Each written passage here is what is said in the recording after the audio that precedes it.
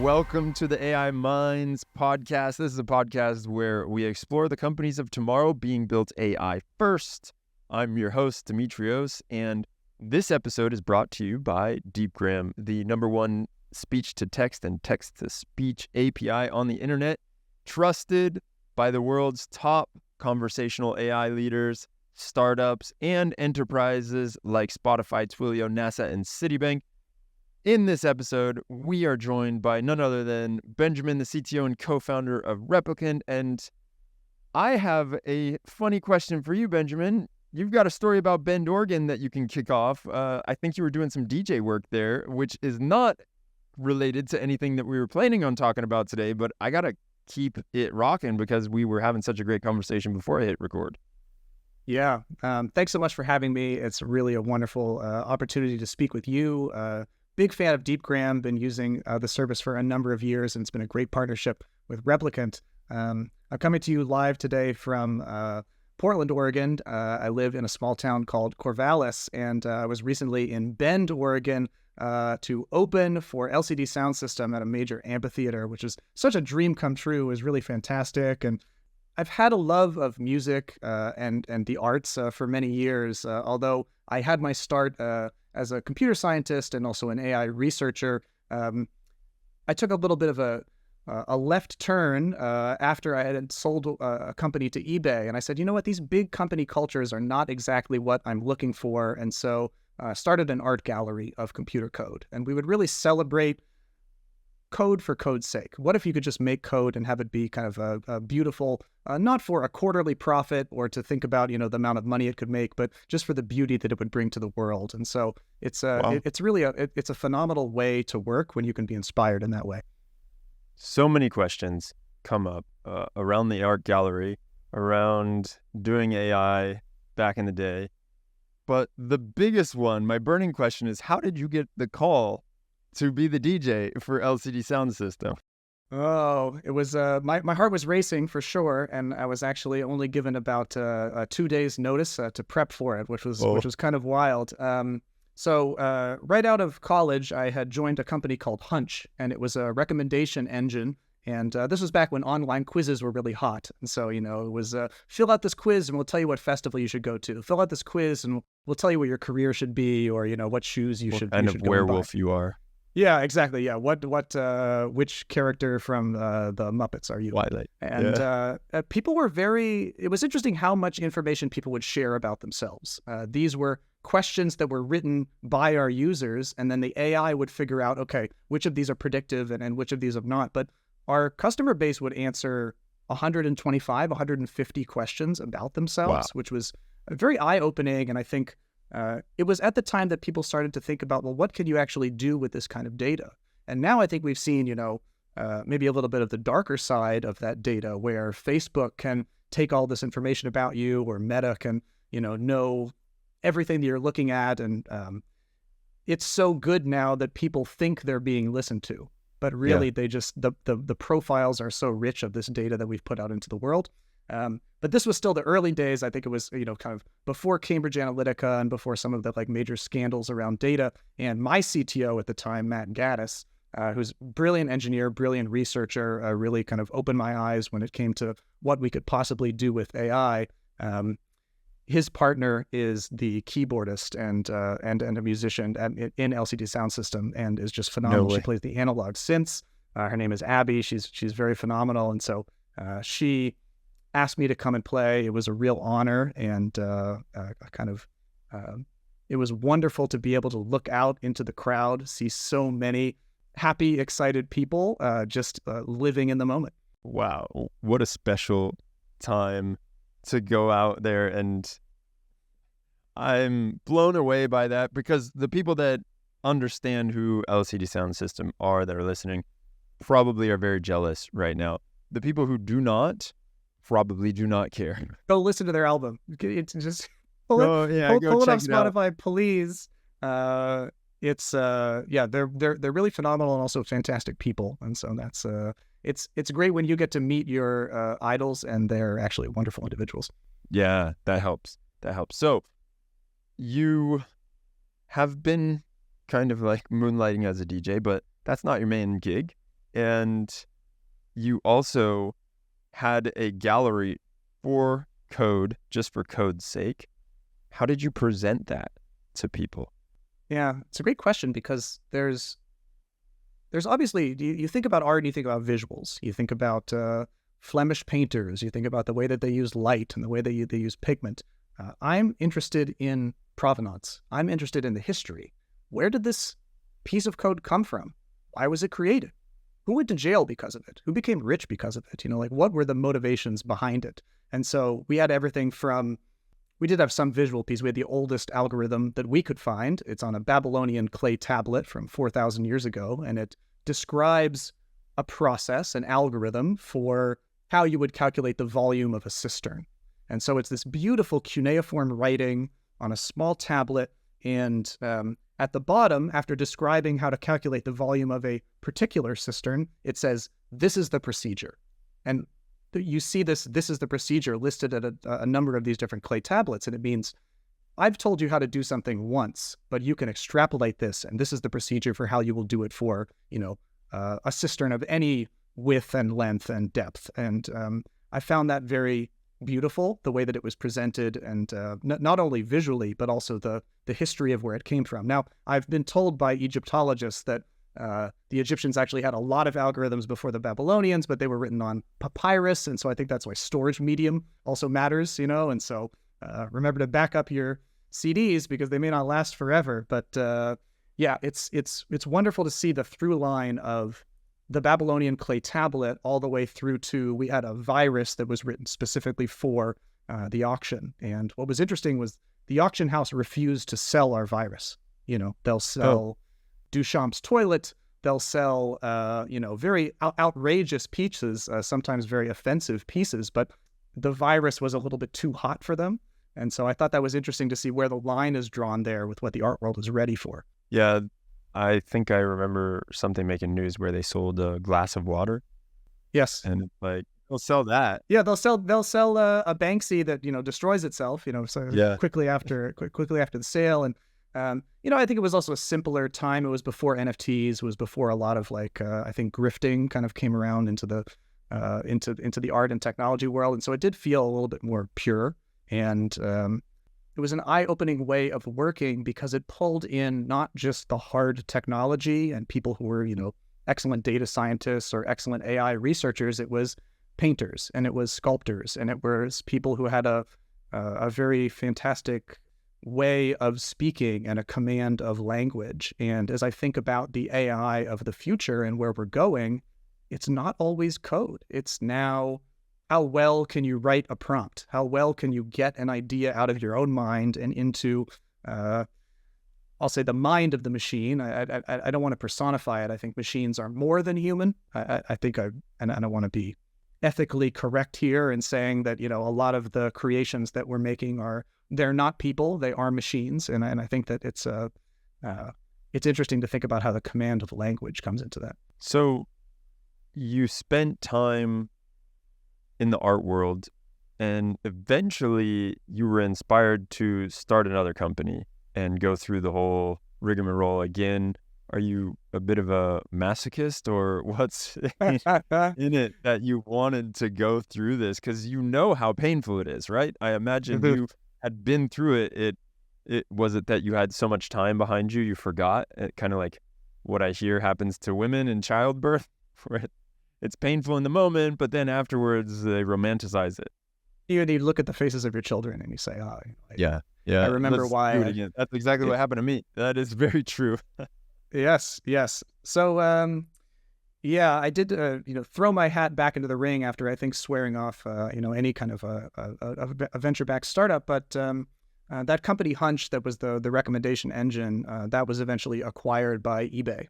And it was a great exit for the company, but I had a little bit of a different idea of how I wanted a technology like that to be applied. You could find your tastemates, you could find your nemesis, you could learn a lot about yourself. And today it does power billions of recommendations for eBay, but it's selling shoes, it's slanging watches. And so I think it's a little bit different than kind of the ethics and the goal of what I had for an algorithm like that. But in the process of that acquisition, I got to work with Jack Abraham, who's one of my co-founders here at Replicant. And we had a particular way of working where we would take a very small team.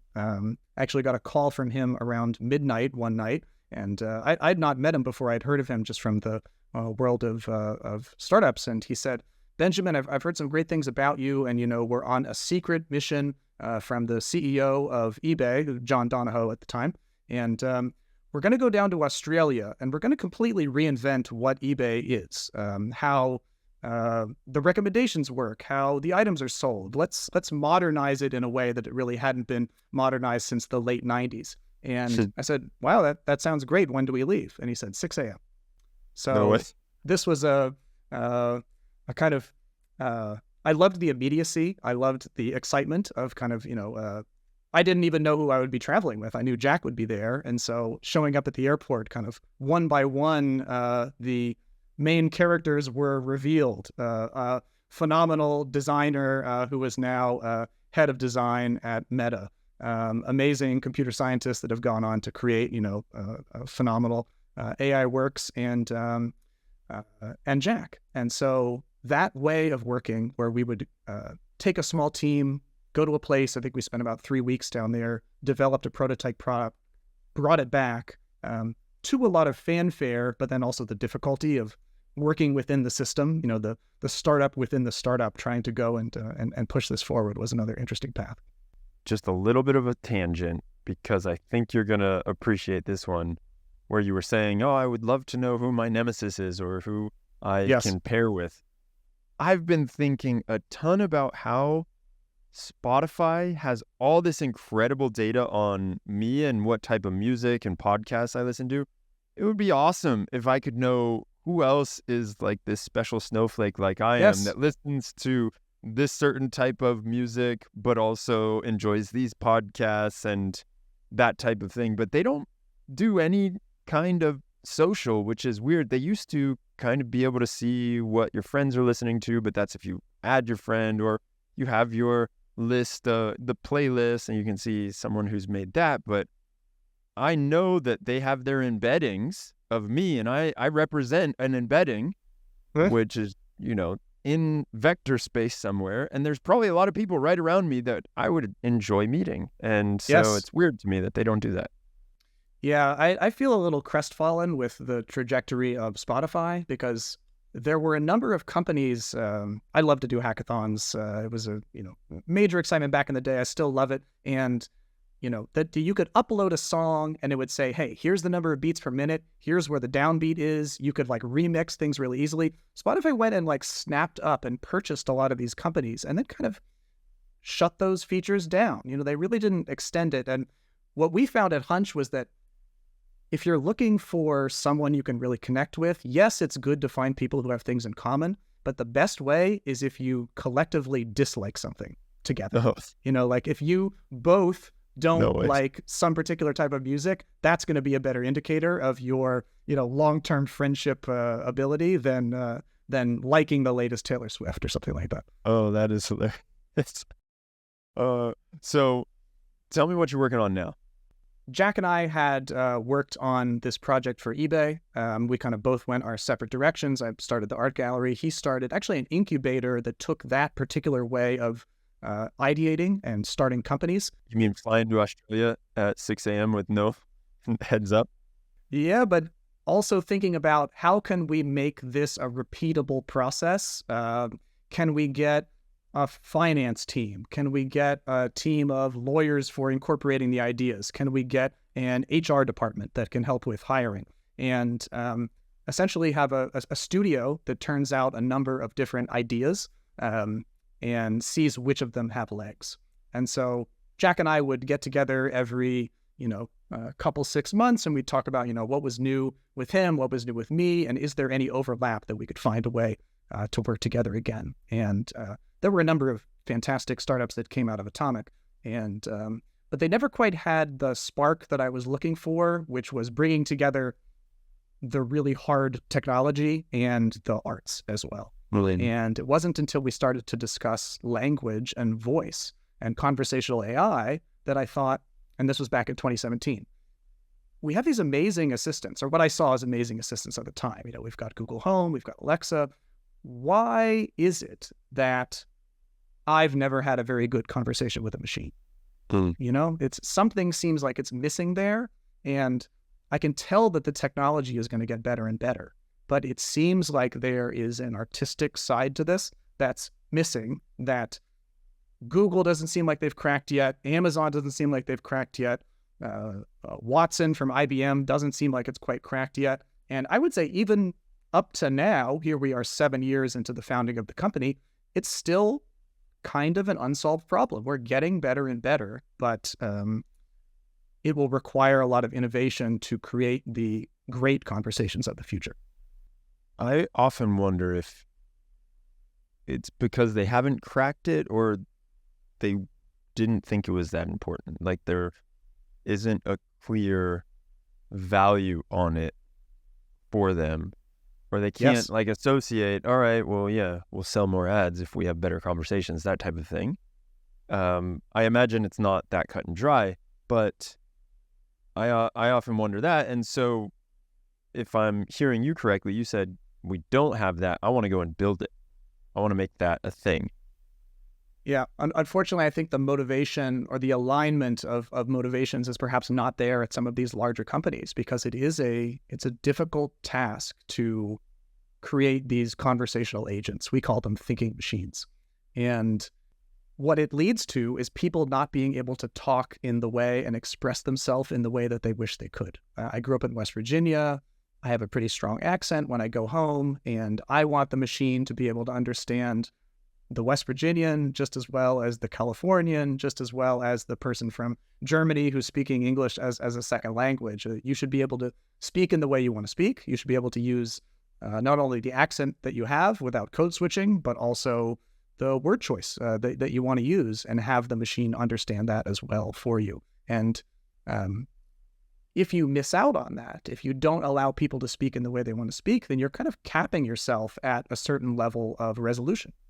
Listen, I only hear white males well, and I don't hear anyone else. This is an issue with me in my own home, where the Google Home hears my voice a lot better than my partner's. And so she's often asking me, hey, can you tell Google to turn off all the lights? Because it's not listening for her voice. No way. Oh, yeah. That's frustrating. Yes. So Replicant is a conversational AI platform, a contact center automation platform, where we're really uplifting agents in the contact center by taking away a lot of the minutia that they need to do on a day-to-day basis. I used to work in a contact center. That was how I helped pay for college, and I loved the very interesting questions that would come in. All the kind of things that required empathy, things that required creativity, things that required, hey, I've never heard of that problem before. Let's do a little bit of research. For me. And then on the other hand, there was so much minutia of, the same questions that I would get asked, a couple 10,000 times over the course of a couple months. And I wish that I had a machine at that time to be able to automate some of this, because it would allow me not only to free up my time to work on more interesting problems, but that I wouldn't be so fatigued at the end of the day, that I wouldn't feel like, wow, I've just repeated myself 100 times. Yeah, I know that even when I was just at a conference, or when I go back home to visit my family and I see all the old friends around the city, and it's like telling the same story of, what are you up to these days? And you kind of like try to spin it differently, but there's so much you can do on it. And I can only imagine when you're working at a call center or a place where you're getting the same questions over and over, by the end of it, you're like, man, I can't say this one more time, otherwise you're going to fall asleep as I'm talking. Yes. And there's interesting technologies that are being built now that take furious, frustrated customer voices and actually rewrite the pitch and the tone into someone that isn't as frustrated, and that's what the agent hears. Because imagine being spewed all of this vitriol all day. It can really wear people down. And one of our customers, we work with a number of the AAAs and Canadian AAAs, they told us that after they had deployed Replicant to be able to augment their agents in the contact center and take on some of these more mundane tasks, they saw a 70% reduction in workplace disability insurance claims. Now, Whoa. I don't think this was all Replicant. They did a number of different things that have led to higher levels of agent happiness, but that ability to come into work, know that you're not going to have to deal with a lot of those minutia calls. People are actually sick less, which is very impressive. Mm-hmm. So how are you doing stuff like this? Art is the science. And in the early days, 2017, we said, let's build it all. Let's build transcription. Let's build a really good sounding voice. Things were quite robotic back in that time. Let's build a really phenomenal brain that can comprehend all of the different ways that people can speak.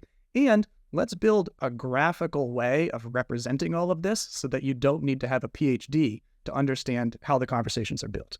And I think that key understanding of the more people that we can get around the table, the better these machines are going to be, because it doesn't matter whether you are a contact center agent, you're work in the QA department trying to make the agents better, whether you're a manager, you understand the business processes, whether you're the copywriter. It's like everybody has a little bit of input on how you can make these machines better. And in that coalescing people around the problem and getting a lot of different input from a lot of different types of people and people who think in different ways, that's leading to these high resolution rates that we see in the contact center. And now there was a question around the platform and having it do everything or having it do one thing. And you've taken a stance on that, right? And I would love to hear how you came to deciding what you've decided. Yes. I think that there's kind of two pieces here. It seems to me that customers are asking for platforms that can do more and more. And simultaneously, we're getting technology that's getting better and better from different players. And so even though we still have in-house transcription models, we're often using Deepgram because we can get name collection, for example. My last name is Gleitzman. I dare you to spell it. And so, when we switched over to Deepgram, we saw a 17 percentage point increase. So it wasn't 17% better, it was a whole 17 points more at getting name collection. And that's phenomenal. That's the kind of success that I want for the callers that, are into our contact center. And so it doesn't matter whether I'm calling out to Deepgram or I'm using my in-house model or I'm using a symphony of models working together. We want to be able to provide the best possible transcription at that turn in the conversation, the best possible natural language understanding, and then a really good quality voice that can, speak back the answer that we want. And that leads to these high success rates. Now, what that means is that companies that are specialized in a particular area, like Replicant started with voice, and we only did voice. Now we do SMS, now we do chats, now we do agent analytics as well. Our customers are inviting us and really giving us permission to do more and more in the contact center, and it's less of a headache for them. I talked to contact center managers who they used to fly to the Philippines a couple times a year, fly to South Africa a couple times a year to visit these business process outsourcers, to visit the call centers that they had set up in different countries, where people are not making that much money either. I mean, I think that there's kind of this race in the contact center world to, did you know if you pick this particular city that's not Manila, but it's still in the Philippines, you can pay, less and less. It's there's a number of ethical concerns that, come in here as well, but not having to manage those relationships or deal with all of that travel, and where they can come to one vendor and say, look, I trust this vendor to be able to automate all of my calls, chats, SMSs, emails, and to do agent analytics, but also be listening for ways that we can improve our automation based on the agent calls, all in service of the customers of our customers being less frustrated when they call in on the phone. That's great to see. Well, it feels like you think a lot about conversational design and how to make that the most natural and also the best experience possible. are there things that you've specifically decided to do to make better conversations and make it so that your customers have an easier time having those better conversations? Yes. Conversational design is so key. It's really I think still an undiscovered and kind of untapped and perhaps even unsolved method of creating really fantastic conversations. One that we arrived on early was around honesty with our customers, honesty with our callers about you're speaking with a machine. It's the fastest, the smartest, hopefully the best sounding machine that you've ever spoken with. But at the end of the day, this is not a person. And so just having the confidence to upfront at the top of the call saying, this call is recorded and it's with a thinking machine was it was a little bit wild. It was a little bit of a jump in the early days. And what we saw then was that people would say, well, Benjamin, I want to talk with an agent. I don't want to talk with a machine. I need a person to answer my problem because I've never, ever spoken with a machine that's been good enough to actually, deal with my roadside emergency issue with a flat tire and figuring out where I'm located and calling out to tire shops and figuring out who has the best ETA. They just had never seen that before. And so people would say, well, I got to speak with an agent. And one of our conversation design principles that we discovered early on was, what's in it for me? Why should I actually spend time speaking with this machine when I could wait on hold and spend 15 minutes, waiting for a person? And so being, again, transparent and honest, I know you want an agent, but I can help you right now with no wait time. Can I get your policy number? Can I get your name? Oh, it looks like you called from this particular location before. Is that where you are now? You pull people back into the conversation and you give them confidence that, hey, this is a new kind of technology that perhaps they've never spoken with before, but they're willing to give it a try. I am 100% that person asking for the human because of the painful experiences I've had in the past. And so I imagine everybody's been conditioned with those robotic, painful experiences where it's not picking up what you're saying and it's not really understanding. And so you end up frustrated or banging the phone against the wall. And it's funny that you're almost using like a persuasive technique. Like, yes, I can definitely give you a human. That's fine. But if there you is want a better right way. Now, I can try. Let's just try me and you. And where I get stuck, I'll pass it over to the agent. You can wait 15 minutes. Exactly. Choice is really key here. Let people choose whether it's, nope, I got to get to an agent, or, this is something that I want to, explore now, see whether I can get what I want, because that's, I think, how people are going to have their minds changed a little bit. Another key is I don't want to have to repeat myself. If I tell the machine, this is who I am, and this is where I'm located, and we get a tow truck on the way, but then I say, oh, it looks like the bill for that tow truck is going to be a little bit high. We don't want the machine kind of arguing the ins and outs of the payment. So when we escalate you over to an agent, we're using language models to summarize exactly what happened on that conversation, give a real glanceable summary over to the agent so you don't get passed along and they say, okay, now re-explain everything that just happened on that call. So that's, again, it's an expansion of the platform that we're able to offer these agent screen pops, agent analytics, in addition to the core of Replicant, which is really that automation over voice. I lived in Spain for about 10 years. And the funny thing is that just calling Vodafone, my Spanish phone provider, I have to repeat myself every time they connect me to a new agent. And so it's like, I wish the humans would do this too. And my information could get transferred from one to the next. So when they transfer me over, it also goes there. It's so frustrating for me that when a new agent picks up the phone, they go, okay, what's your name and what's your ID number? And now let's do some security checks. And it's like, really? I literally just did this. I promise you. And I feel for the agents in these scenarios too. Yes, it sucks as callers to have this happen, but imagine if that's your job, that the technology that you're given has let you down in such a way that you can't get that information passed along.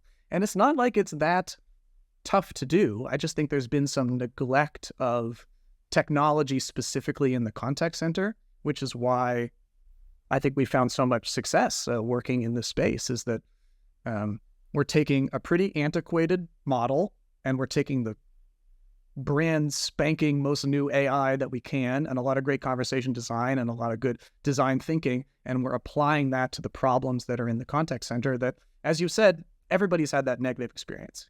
Everyone's gone and had to go outside and take a walk after they've talked with their, service provider because of how awful that experience was. And I think consumers are not willing to put up with that anymore, and they're actually voting with their feet. I think they're saying, that was such a bad experience flying this airline. I'm never going to do that again. I'm going to opt for an airline that has better customer service because that's what I deserve. I am so happy for you coming on here and doing that, telling me all about it. It is something that I hope my phone service providers get sooner rather than later. It will save me a ton of time and a ton of headache, as you put it, the nice way. I won't have to go and take as many walks. Yes, exactly. And that's why I'm so excited about this partnership with Deepgram, the success that we've seen both on the transcription side, but also what I know you have coming down the pipeline, which is voices as well, really high quality voices. That's been amazing for us to see. Also on premise deployments, because latency really matters for us as well. And being able to quickly respond to callers, that's the other kind of side of this. It's got to be really smart, but it also has to be pretty fast, because when you get 300 millisecond delay, 500 millisecond delay, that's okay. When you get up into those 1, 2, 3 seconds, you're kind of like, are you still there? But people start talking over one another. And so the steps I've seen for Deepgram to continue reducing latency give us options like doing that on-premises deployment. It's leading to a fantastic partnership. Excellent. Well, thanks for coming on here and explaining everything. I appreciate you. Thank you so much.